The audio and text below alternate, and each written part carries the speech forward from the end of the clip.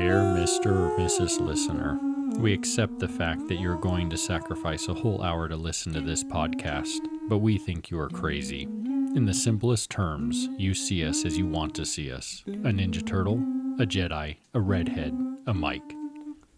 Sincerely yours, Redhead Family Therapy Guy, and a mic.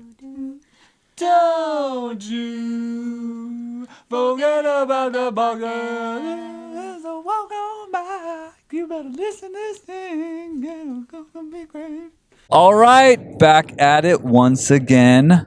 The Redhead Family Therapy Guy. And the mic. And we're doing a podcast, and you guessed it, from the road. In the car. The road. Maybe we should just do them all this way. I just know. Like come up with reasons to go car tripping. Just come up with reasons to go on road trips, so we have to tape podcasts. That'd be awesome.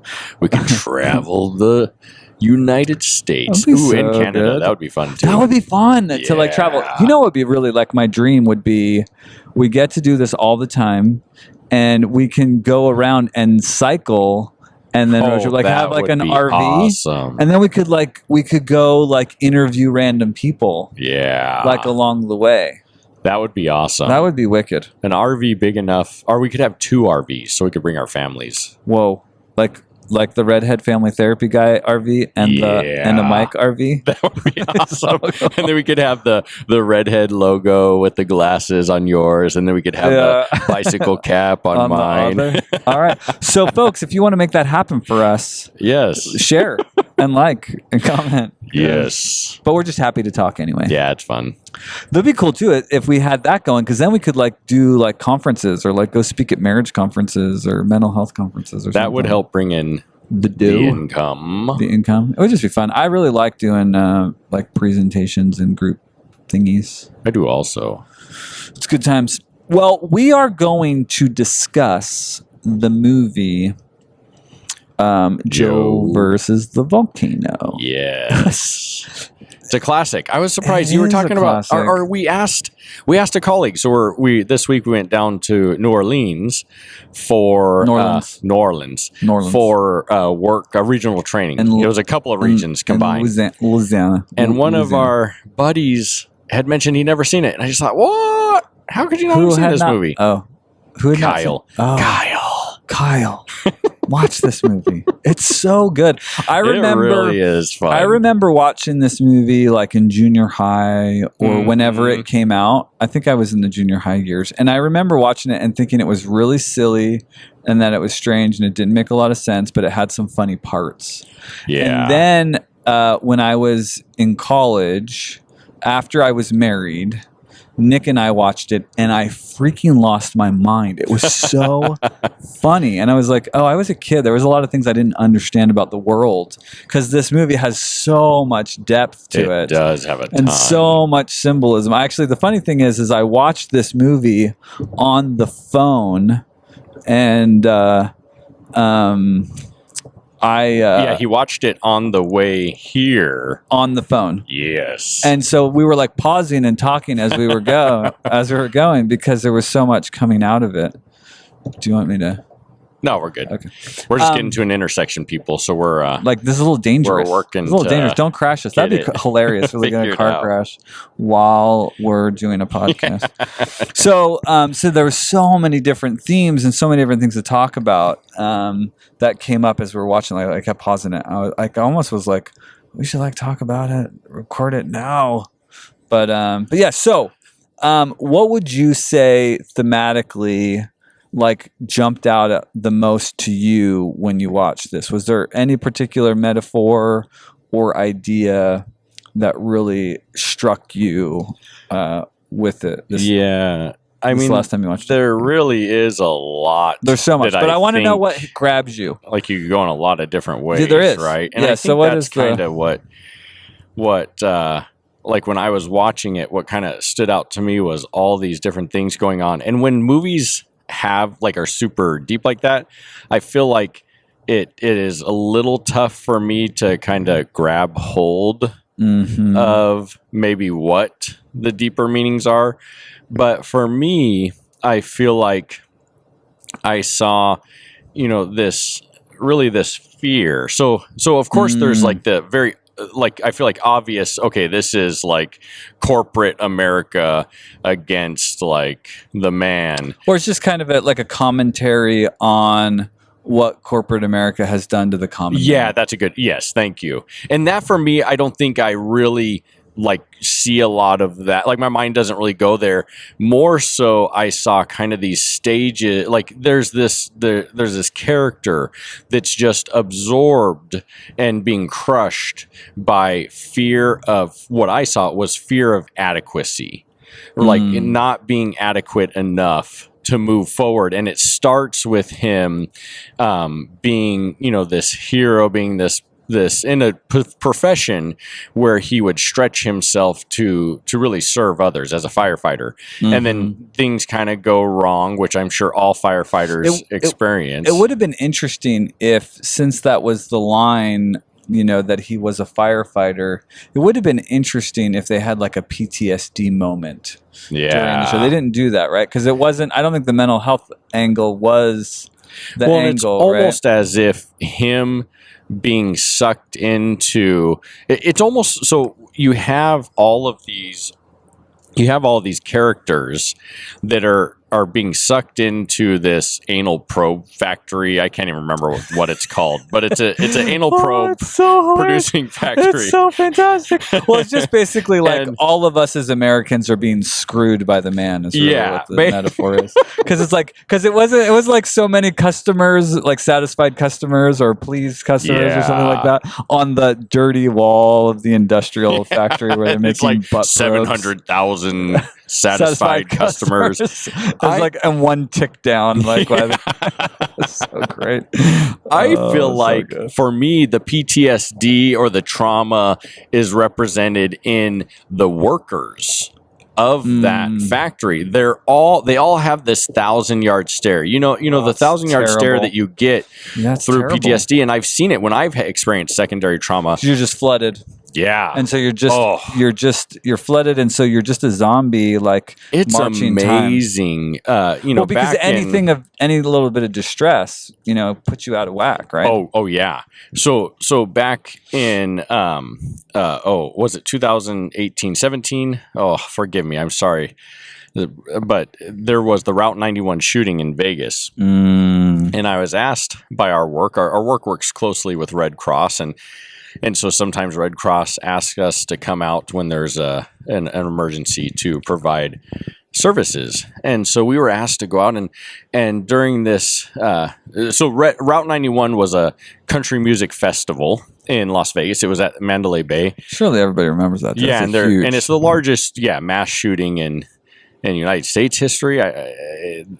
59 were killed. Right. And so that morning, so it happened on a Sunday evening. That morning, we showed up at the Las Vegas Convention Center, and I spent the week there. And so I was asked to serve at the Family Reunification Center, which later we found out was the coroner's, at least for the first 3 days, was the coroner's post. And basically they were just, it was reunifying families with their deceased loved ones' effects. It's a really terrible name. It is. It's very misleading. And so you have the trauma of something bad happened, and then the trauma of, I think maybe my family could be alive, just to find out from the coroner's office that they're deceased. Your loved one has passed. Yeah. So my role, along with my colleagues, was to sit with these families in their grieving, and in the notification, like when we would go with them to the coroner, and the coroner would sit in a room and notify them. So okay, I do this for that week. I really get no sleep, and I leave, and I'm like, okay, I'm good. Just keep going. I think it was Saturday. So this is Vegas. We go to water stores a lot to get water, or you can do like reverse osmosis, but water stores are popular in Vegas, and it's just drinking water. You just go and fill up your drinking water containers. And I went there, and while in there, the owner was just chatting with me and just made a real simple comment about the shooting. And it was just kind of nothing rude or anything, just kind of, off the wall comment, and I left that and got into my car and just started crying and just could not stop. But what I held all that pain, exactly, and you just don't realize it. And what I kind of saw from that time forward was I had a lot of these moments where I would just be like zoned out, and there would be times where Heather would have to like poke at me with like snap physically her fingers, or constantly say my name just to pull me back. And that's like that 1,000-yard stare, right? That's that trauma. And that's what I see in the eyes of these employees, right? They're marching in. And so for me, that could very well represent the PTSD. That's, you know, and fear fuels that, right? Fear fuels the PTSD. And that's kind of what stuck out to me, was this fear consuming this man and his struggle to really work through that and to actualize a life that he can experience and live in the now. And what I love about this is this kind of this rhetoric of it's not fully actualized until he has a companion with him. That's really interesting. And that connection piece ultimately releases him. I know I'm jumping around a lot here, but that's really cool to me. And the right companion at the right time. Yeah, because there was many. Meg Ryan does an excellent job. It's so cool. She really did. What do you think about the director's choice to use Meg Ryan? What do you think the communication or the meaning was for her to play all of those love interest potentials? Point. And I feel like you did a great job at picking into this. Oh, when we were watching and talking? Yeah, I didn't really get any of that. And as I had watched it previous, and then I was driving and John was watching the movie and he had really caught in. And so I would like to, I know this probably isn't proper, but I want to turn the question around on you, and I want to know, I want to know your thoughts, because I thought you had some good commentary on really these like almost like stages, I think you manifested with Meg Ryan. So I'm curious to your thoughts. To me, it was a reflection of where Tom Hanks' character was at, and that each person, each love interest or potential love interest, was an indicator of where he was at in his journey, right? And how they presented, right? Because the first Meg Ryan character at the office was equally as timid, but also a little pokey at him. Like, why are you letting him walk over you like that? You know? Yeah. And so I think we see Tom Hanks' progression as well, because then like, the second love interest was the stepsister or half-sister or whatever, where she was very materialistic, and he was as well. That's where he was exploring this option where he had the unlimited credit cards with the chauffeur guy, and he was kind of living it up and getting everything. But it was like, well, who are you? And that character was so fantastic, where he's like, where do you want to buy clothes? And he's like, and he's all like, where do you want to buy clothes? And he's all like, I don't know, where would you buy clothes? And he's like, he like pulls over and like gets in the back of the car. He's like, listen, man, he's like, okay, I believe the clothes make the man. So you asked me a very serious question. You need clothes. I ask you where you want to go, and you want to ask me. He's like, I don't decide that. Like, what kind of clothes? Like, and then he asks him, where is he going? What's his journey? And he gets thinking about this. And I really liked what you said about this metaphor. So this is probably my second or most favorite scene.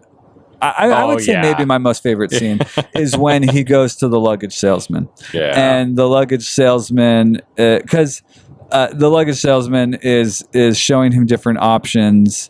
And he gets an idea of what the journey is, and it's a long journey, and it's an involved journey, and he like shows him like the holy luggage, like behind the church doors, and the music, light shine down. And my favorite part of this scene is where he's like, he's like, I'll take it.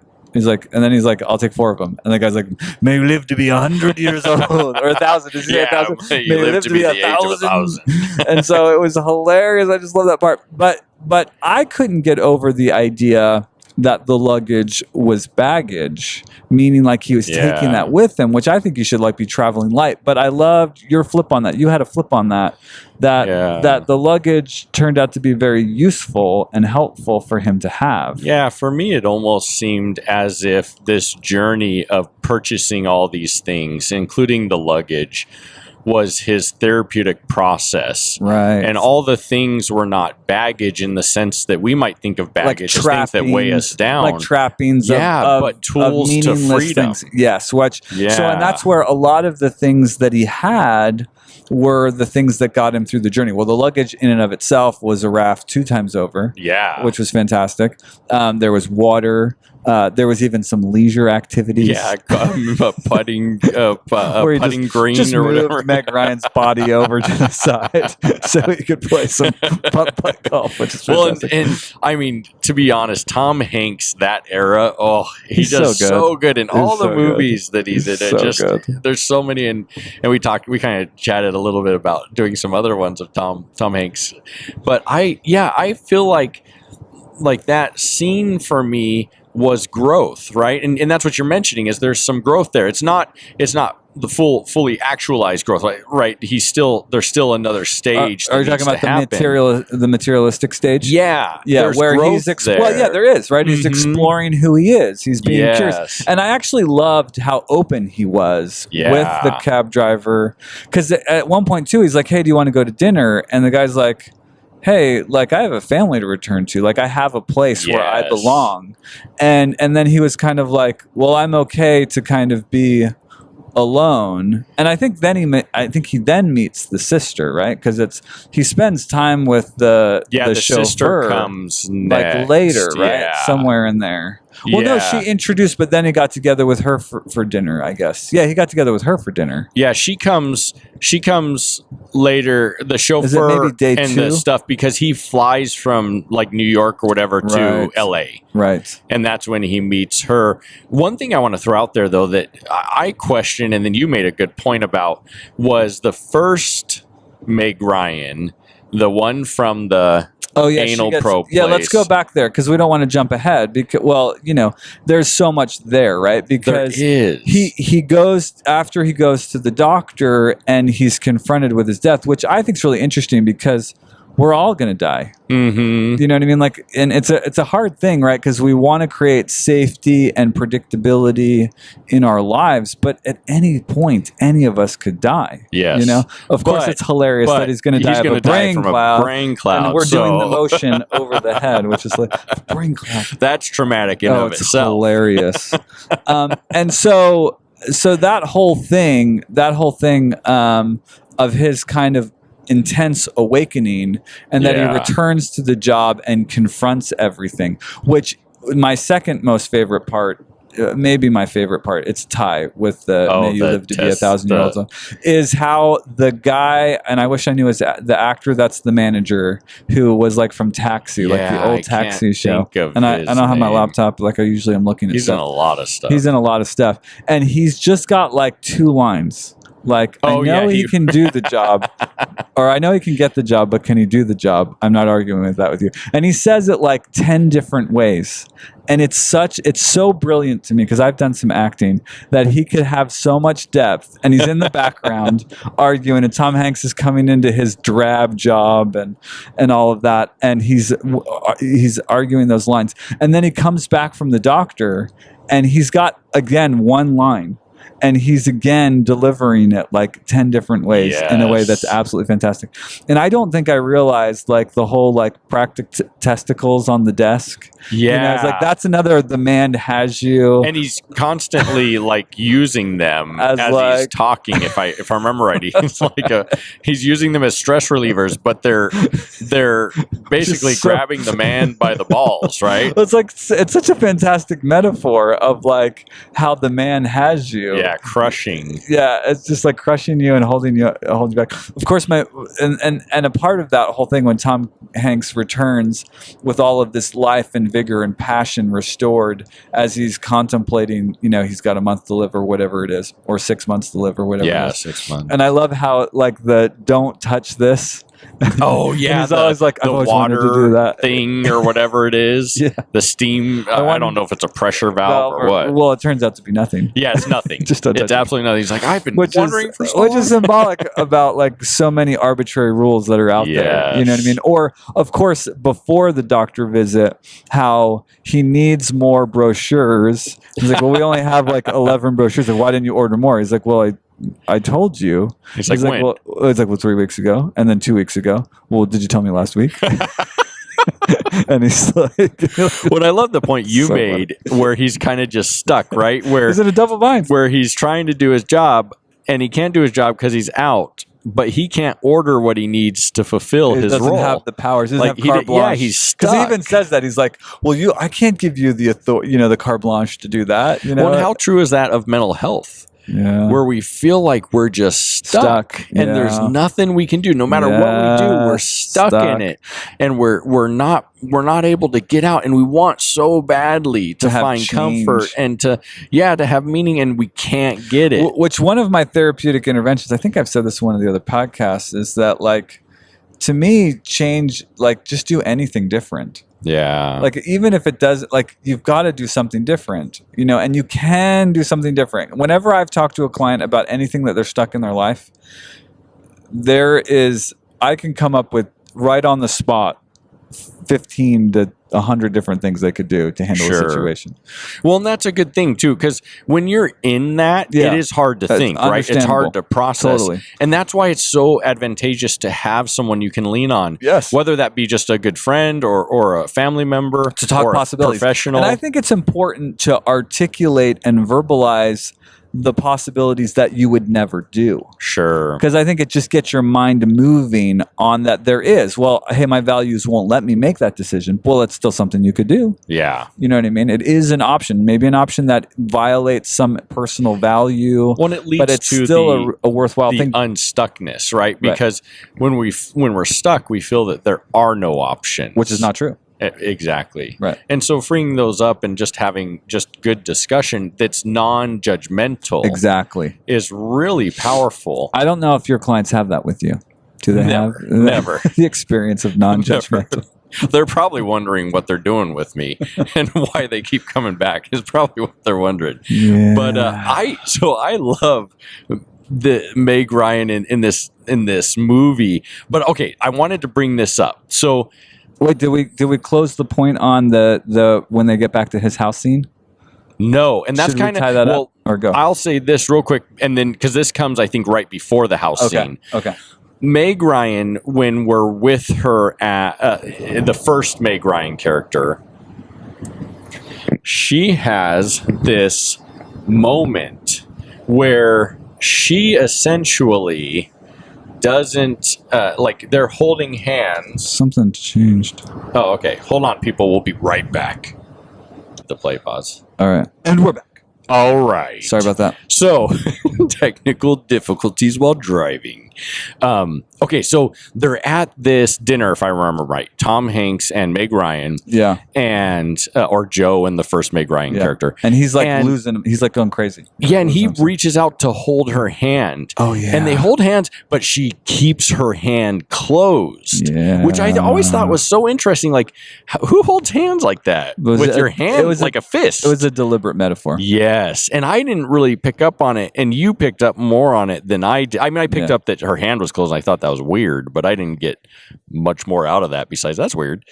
And so I think that plays into just this metaphor that she stages of the Meg Ryan character, right, as a reflection to his growth. Yeah. Because she was closed, right? Like she was excited literally with her fist, right? It's so interesting. Yeah. And she was excited by his energy. Yeah, and she was. He had longed for her over all this time that they had worked in the office together, but he had never had the courage to say anything to her. And she was absolutely, responsive to his interest. And, and that's a really powerful scene. How he talks about like how he can see her and smell her, and he really, fawns over her in an affirming way. Is really kind of interesting, right? Because everything's like grayscale. Oh, it is. And then there's this introduction of colors, like sporadically, to the point where towards the end you just have like all types of color and color. sound and movement, right? And so I think that's really interesting. You go from this slow, snail, grayscale to like this loud, boisterous. Well, yeah, the color introduces right at dinner time with the skyline, right? Well, and so it's really interesting because she's excited by that. She's intrigued by that. She's open to that. She wants to connect them. She's actually really seducing him as they return to the apartment. Yeah. And then he is vulnerable with her. Yeah. And then she totally shuts down and abandons him. She does. Because she's not open, right? She can't. I think she says something to the effect that it's too much. Right? Yeah, she does. She uses verbiage like that, and he reaches, and she denies. She abandons. Yeah, she abandons. And which can be another trauma, right? That can be another trauma. But he's had this this moment of kind of awakening, right? Where he's told he's going to die. So he still has the motivation to move forward, even though there's like this little re-traumatization. And he's given a journey, right? Because the next morning is when the salesman, which that guy and I think he was the dad. It's the dad, right? Yeah, it's the dad. It's the guy that owns the company that he's like, I don't even know what it does. I just know I need that mineral. The doctor is the... Oh gosh, that's right. The doctor, Unsolved Mysteries. Yeah, the Unsolved Mysteries. So it's like I remember seeing this movie as a kid and being terrified because that voice of the doctor puts the fear of death because it was like the true Unsolved Mysteries. Isn't it true? As a kid, I always thought Unsolved Mysteries was so scary too. Butchered 15 women and he has still not been caught. I can't do that voice even close, but yeah. But sorry, yeah. So going to that was fantastic. So the dad comes the next morning. Yeah. So the dad of Meg Ryan's the two final female characters shows up, and I think he was the lead in the Music Man, the Broadway Music Man. Well, and he's in a couple of things, and I don't know why I can't think of what he's shows. We were going to look him up. We didn't. I never looked him up. But he is in, and he's in something that's just like at the tip of my tongue. I can't think of it. But anyways, yeah. So he comes so dynamic, and he's telling him, and of course, just the dilapidated state. I remember taking note of the fact that Tom Hanks' apartment has this like wall up, and of course, it was interesting that the lightning bolt was like in the wall. I didn't even notice that. But like the wall is up in such a way that's like half of the fireplace or 3/4 of the fireplace is like in the room. So it's just trashed. Just this marginalized state, And I love how he takes his cane and just whacks another hole in it.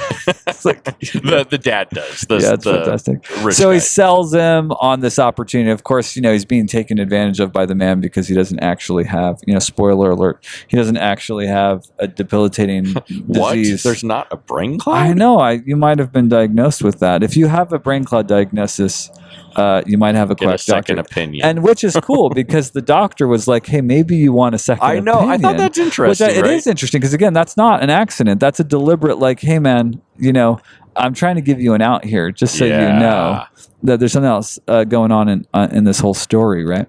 So that is all fantastic, which leads us to, where we jumped ahead to LA and the superficial kind of empty, pretentious, like she's trying to be an artist. Yeah. It's like cartoon at her father's restaurant, and Patricia. Hello, Patricia. She was fantastic. So all of that was fantastic. And there was something about the morning breakfast scene that was really interesting to me that I don't remember. Yeah, so this is when they're meeting for breakfast as they're on the way. Well, the cool thing was too, yacht or sailboat. Yeah, the cool thing was too is that Tom Hanks turned down the advances the night before, which I thought was really cool, right? Because he wasn't just looking for, like, in his, eat, drink, and be merry because tomorrow you die. He didn't take that road because he wants something more. He wants connection, and she's still closed. She's not open. Yes. Yeah. It's not until the third Meg Ryan character and I think where we start to see more openness happen. And I think it's great that he didn't participate in using her. Yeah. Yeah, it is really neat. And I think that that's an important part, a really important part of the progression through or recovery of the trauma, right? Of this fear and of growing, because utilizing someone is not connection. It's not healing. It's just an escape. It's a distraction. It's just another escape. It's a temporary relief, which is really that doesn't what's much really good for us. Interesting and fascinating about sex addiction, because you're engaging in that behaviorally with a person, but it's not meaningful. You know, yeah. I mean? And I think that's wherein it can become traumatizing for those involved, even when maybe both parties are in agreement to it, right? Sure, consenting adults can do whatever they want. Yeah, and it can become traumatizing because there's not connection happening that's more meaningful than just one. So it adds to that attachment injury, that attachment trauma, and kind of re-traumatizes the person over and over. Because you're engaging in a thing that's meant to attach. Yes. You know, intimacy, physical intimacy is meant to be and is, in a healthy relationship, an attaching behavior. Definitely. And so you're just fragmenting yourself with just jumping in bed with lots of different folks. And he's trying to heal from that. If we're going from kind of what I feel like jumped out to me, and there's a lot of different things you can get out of this movie, but if we're going down this mental health / fear perspective or trauma and fear perspective, then yeah, him doing that wouldn't have allowed the journey to progress. I don't think it would have. Yeah, I agree. Yeah, obviously, absolutely not, right? So is there anything else with Patricia that is relevant or sticks out? No, I just think Meg Ryan just does such an awesome job. So it's hard not to just keep mentioning her. Yeah, you're just being so timid and scared with the first female character. Vain and empty and pretentious and shallow, but still likable, right? Of course, yeah. But then yes, the third, and I can't remember her name. I just remember she says hello, Patricia, and I always remember that line. But I can't remember the third Meg Ryan's name. Yeah, I'm forgetting it as well. But I think there's a lot of neat things that happen at this stage of his development. Probably one of the most interesting scenes that jumped out to me was so when Meg Ryan sees Joe, she just makes fun of him pretty much. I don't know if make fun of him is the right word. Yeah. She's defensive. She's judgmental. And she calls him, what does she call him? She's like, hey, I'm going to call you... Oh, I can't remember. I'm going to call you... Oscar or something. Something mocking about the whole situation. Yeah. But he stands up for himself. He does. In a respectful says way. Something. Yeah. And I love... So there's kind of this, this error. And then they have dinner later. And then finally he's going to bed. And she's kind of lingering. And she's... kind of lingering, and he's like, hey, why were you rude to me? And she doesn't really say much. She kind of lingers a little bit more, explaining to him kind of what the layout is, where everyone's sleeping. And then she finally opens up. And I feel like that scene is such a great scene, a great example of opening up with the primary emotion. And she goes into explaining that she feels shame over taking her father's boat as a payment. Like she's being hired by her father. Well, because she said she would never work for him. Yes. And that's what drove her to be defensive and to be rude and to poke at him. And what a great example of what happens to all of us in our close relationships with those we care so much about. We have these moments where we're feeling shame, inadequacy, or something to that effect. And the response is not to share what we're feeling about ourselves, but to poke and to criticize. And she takes a moment to kind of go and really reach and be vulnerable with him. Mm-hmm. And it's so cool because from that, you see a change in her, right? A change in her. Now, what's really interesting in that scene is that towards the end of that scene, he reaches to her. And I can't remember what he says. He reaches to her. And for some reason, she turns and leaves. Back.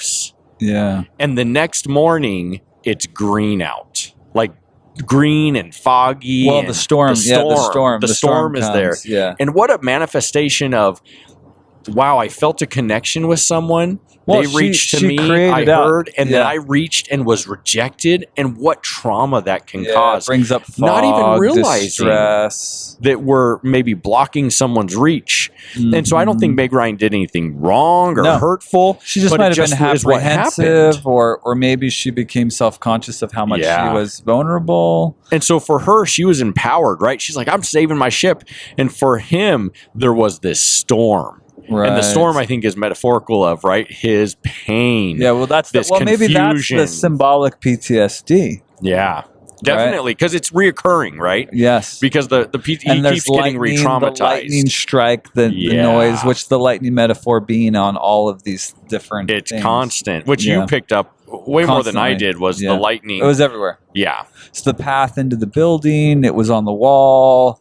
It was the path up to the volcano. It was in a couple other places as well, if I remember correctly. Yeah, I think the lightning strike that sunk the boat was actually the symbol. Which, that's interesting. I wonder, so what is the lightning strike what is the lightning symbol symbolize? The road to where we need to get to is chaotic. It's chaotic not and always twisted easy. And not where you expect. But it's also the symbol of power, right? The symbol of But it's also destructive, you know. And the cool thing is how much easier does it become when you're not alone? You know, Meg Ryan survives because she's not alone.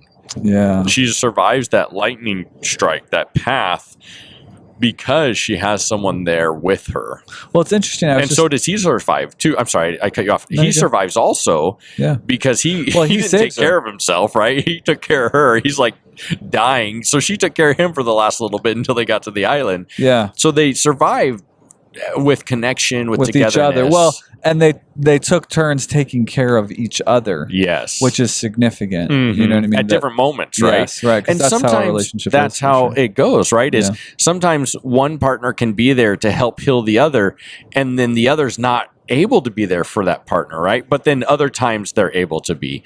And so sometimes it's not the perfect, what I would love to see as a therapist, right? They're both opening up, both reaching for each other, both accepting. Yeah, because you might be at different places at different times. And that's okay. That is okay, because that's just how it's going to be sometimes. Of course, you know, they get to this inevitable place after they get on Waponi Woo, or the people of Waponi Woo, and they've been dressed up or whatever. It's so awesome. It's hilarious. So they treated all like have these queen. Huge, they've got to be at least 20-ounce orange soda cans. Yeah, they're just necklaces. They're all drinking it. It's hilarious. And this is supposedly an island that has need for nothing, and that's why Joe is sacrificing himself, because this rich billionaire can't trade anything with them, because they don't want anything except for obviously orange soda.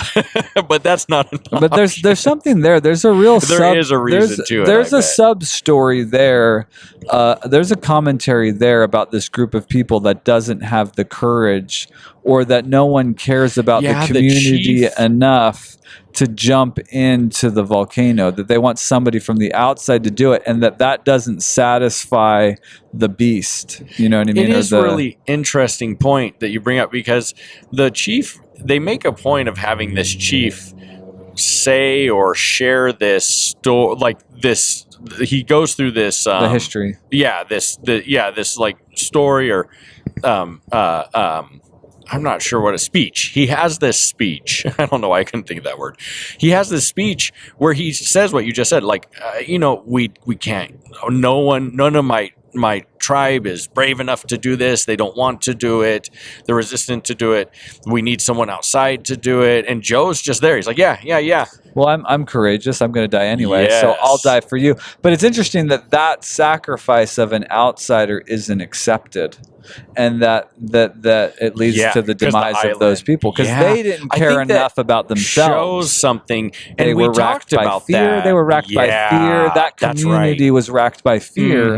That nobody in that community was courageous enough to face off against the unsatisfied. Well, and I think what's beautiful is Joe and the Meg Ryan, which is the first time they're able to hold hands openly. They hold hands, they connect, and they jump together. It's beautiful. They survive because they've faced fear together. Yes. And then the island sinks, and all of the inhabitants of the island, I'm assuming, drown. Yeah. Because they're unable to deal with their trauma, which isn't true. How much does trauma tear us apart? And tear us apart. Sink. Well, it's stress, really right. Well, it could sink a whole community. Oh yes, right. And not only you. It could that's tear a great point. It could tear a whole community apart. Well, how often do we see that? That's the case, right? Where trauma is tearing apart the whole family, and it's not just the traumatized person that needs, and that's where you can get secondary trauma, right? Or generational trauma that comes into play. And Encanto, I think, is a great example of that generational effect, and how it just affected the whole traumatizes. Family. Yeah, the whole family. It's really, really contagious, isn't it? And that's what happened to this island, I think. Well, and it's a fantastic metaphor that Tom Hanks and Meg Ryan woke up to that. Yeah. Because it's interesting because she was bought by the boat, but she lost it. Yes. She didn't get to keep it. Yeah. You know what I mean? Yeah, like her morals. Like she let go of it. She found a way to let go, surrender. Right? Yeah. Well, and it's interesting too because after they're ejected from the volcano because they confronted it together, they're left together, and then he starts to fall into fear again. The luggage shows up again, and it's like, well, we're out here in the middle of nowhere. How can we? It's really interesting because you see with Meg Ryan, the very first Meg Ryan, she can't move forward because she can't risk losing her job. That's all she has. Second, Meg Ryan, I think she was also scared of what it would mean to get into a relationship with somebody that's terminal, because then it would be like, well, I'll be left. Or then she'll lose him, right? Mm-hmm. And second, Meg Ryan can't let go of what her father is giving her. Right, can't let go of that security, and then finally, well, she doesn't know who she is. The third, because he discovers who he is in that scene, in that portion of the scene. She doesn't know who she is yet because she's still playing out. She's too afraid to leave the security of the money. Yeah, exactly. Yeah. And I think what's so incredible about the third Meg Ryan and Joe, or the third stage of Joe, as exemplified by the Meg Ryan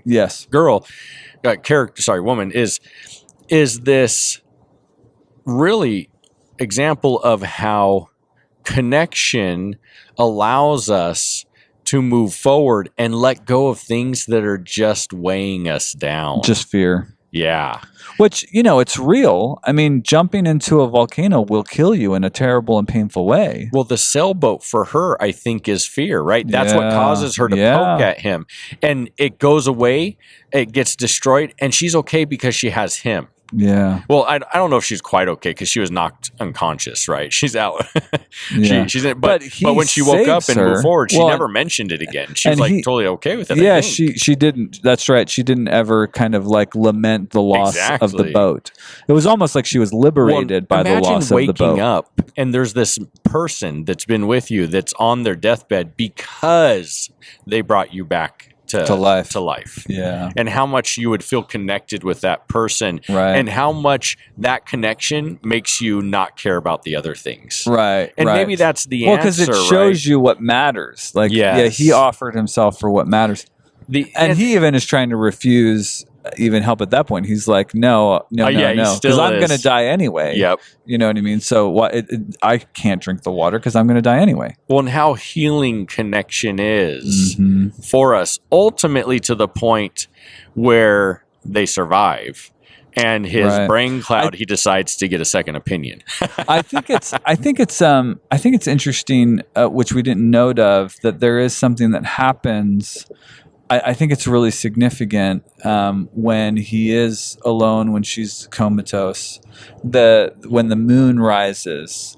Yeah, and it's huge. It's huge, and he's humbled, and he's just thankful. Yeah, he's thankful for his life, and gratitude in the face of drudgery or loss, or I'm about to die. I'm still just grateful for the time that I have. It's such an interesting realization. I wonder why they decided to connect that with the moon. Easily get sucked into what you don't have. Yeah. And it really is amazing at how having positive affirmations or positive mantras to go to, how much benefit that can do for you. Right? Like the thing that's important about that idea of mantra, or it's like, what is your anchor? Like what is the thing that gives the suffering purpose? Yes. Because then it's like, I'm suffering for a reason. Just like he was suffering with starvation or dehydration for Meg Ryan, for someone else. He was even willing to jump into a volcano for another group of people because, that's who he was. He was somebody that would give of himself to save others. Yeah, I mean, but he forgot that, or lost that, or became overwhelmed by that, because or traumatized of the trauma, by right? that. From being a fireman, right, or whatever things he went through. Yeah, and courageously trying. Like he forgot it. Like he got complacent, which happens when you see traumatic, difficult, horrible things. Well, and we all do.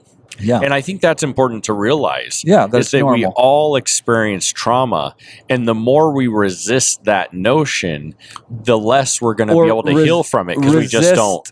And resist processing or allowing it to affect us, because it's like we don't want to feel bad, but in avoiding the feeling bad, we just create the life metaphor of Tom Hanks prior to the brain cloud diagnosis. Yes. It's drudgery. Yeah, where we're stuck, right? We're stuck in really torture. Because you don't want to risk anything. So how could we forget the soul part? What did we forget? The soul. Oh, the shoe. That's because he tore his soul. He lost his soul. What's the phraseology that they say? Because somebody even comments on it. She's like, "Oh, what happened to your soul?" And he's like, "I lost my soul, or I tore my soul." Yeah, it was something. And this is in the beginning of the movie. Yeah.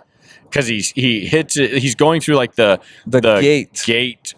What are those things called? Yeah, like the entrance go around thing. Oh man, my brain's not there. Yeah, they're not merry-go-rounds. No, I'm thinking merry-go-round, but it's not that. Yeah, like turnstile. Turnstile. He goes through this turnstile, and right before he does it, he hits his foot on something, and it tears his soul about 80% off. And then, is it Meg Ryan who asks him? Yeah, what happened to your shoe? And his response is something like, "I tore my soul," or "I lost my soul," or something like that. Yeah, it was more open ended than that. It was kind of like, "What happened to your shoe?" Like what? Or she just says, "What happened?" Yeah, what happened? Looking at it, and he's like, "I lost my soul." Yeah, which is really the place that he's at the beginning of the movie. Yes. He had lost his soul.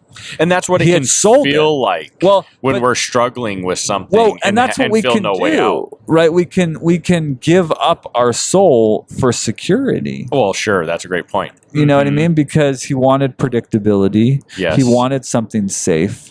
Right. I mean, he is. And of course, when we're dealing with anxiety or stress or trauma, which all fall under those anxiety disorders, when we're dealing with that, we want a secure foundation. And that's where we get into behaviors where we become more controlling or more obsessive or more just prone to worry constantly because we're trying to control the situation we're in. So it would make sense, right, that we would gravitate towards what's the most secure job. Even if it's torturous, at least it's stable. Yeah.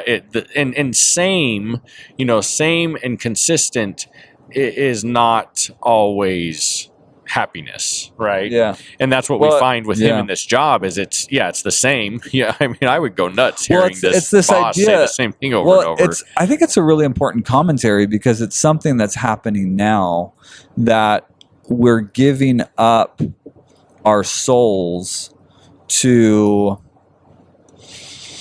the many different capitalistic government, or even just things that take time, like being on our phone. Yeah, I guess I'm being more nefarious, or feeling like we need to. We're trading. You're making a good point. We're trading our freedoms for security, but you can't. There's no security, which is really, it's fantastic about Joe and Meg Ryan being willing to jump into a volcano. Like that is life, man. Like I don't want to be hurt. I don't want anybody to die.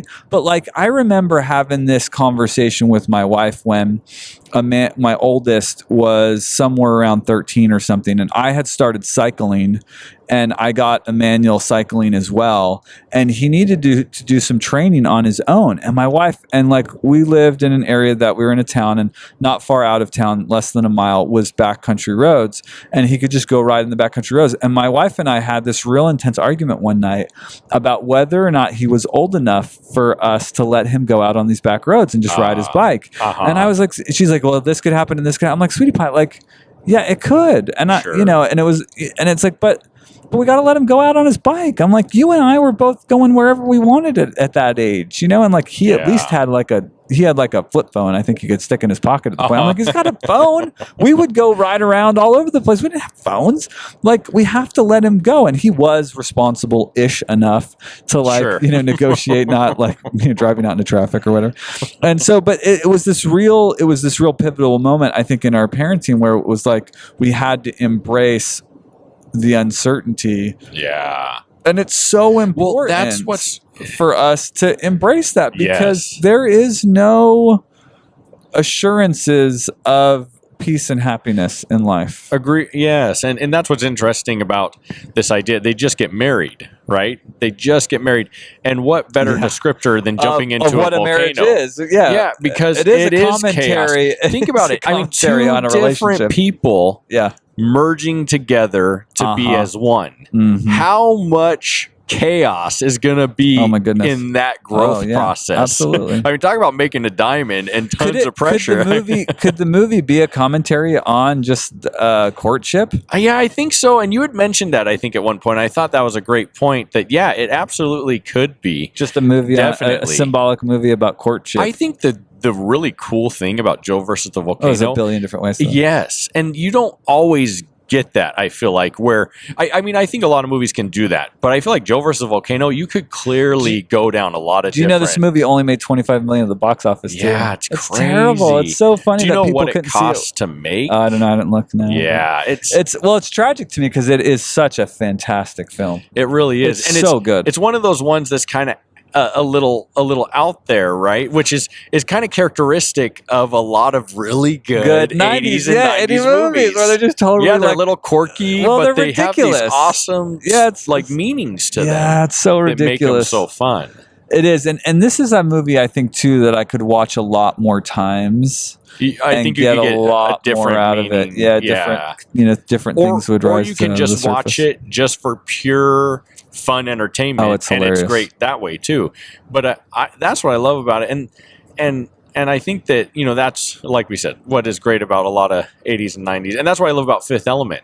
This 90s sci-fi movie that's just kind of out of the world, but because it is that way, it's just classic. Like, it's great. You can't get better than that in my mind. Yeah, I mean, Tom Hanks and Meg Ryan are like the quintessential. Oh, they're in so many romantic comedy movies, right? Like, I mean, how many rom-coms did they do? You've Got Mail, and they've got Sleepless in Seattle, and they did Joe versus Volcano, right? I think those are all Tom Hanks and Meg Ryan. Is that all three? Yeah, all three of them. I'm sure there's got to be even more than there might be another one. I feel like they were. When Harry Met Sally? Oh no, When Harry Met Sally was Billy Crystal and Meg Ryan. Billy Crystal is that one. It's another like similar genre. I wonder if Tom Hanks didn't want to do that one. Maybe not. Billy Crystal's great in that show, though. But maybe not. He was doing Big or something. Who knows? Any other final caveats? Oh man, I'm sure if we sat and thought long enough, we could come up with others. So but I enjoyed it. It was a fun watch. And the funny thing about this one is I watched it the night before. Then John came, and the next morning we got in the car and left. And I listened to it the whole time that he watched it, and I still enjoyed it again. So it is really one you could watch multiple times, and you could even watch it back to back and still enjoy it. Yeah, I think my takeaway is really them grabbing hands and just jumping. Yeah. It's just such a great, I definitely, my wife and I got married pretty quick, and we're now on 20 we're working towards our 22nd year. And that's what it is, man. You just got to jump in and take it and go for it. And I think I kept thinking during the movie, you've got to kind of live like you're going to die tomorrow. You know what I mean? I'm not saying you shouldn't plan. I'm not saying you shouldn't have security. I'm not saying you shouldn't be wise. But maybe let go of some things that are weighing you down. Yeah. Well, and I think that's something we could always be assessing, right? I guess what's weighing me down that I maybe don't need to carry anymore. I think one of the big ones for me is don't live in such a way that you're silently filling your well of resentment. Yeah. You know what I mean? Like if you have a problem with your boss, like, you know, have a way. Take a mannequin hand and slap him in the face with it. I totally forgot about that part. He like comes in, he's like tapping everything, and hits him in the face. I gotta go here. I have a situation. It's so funny. He knocks the testicles off too with it.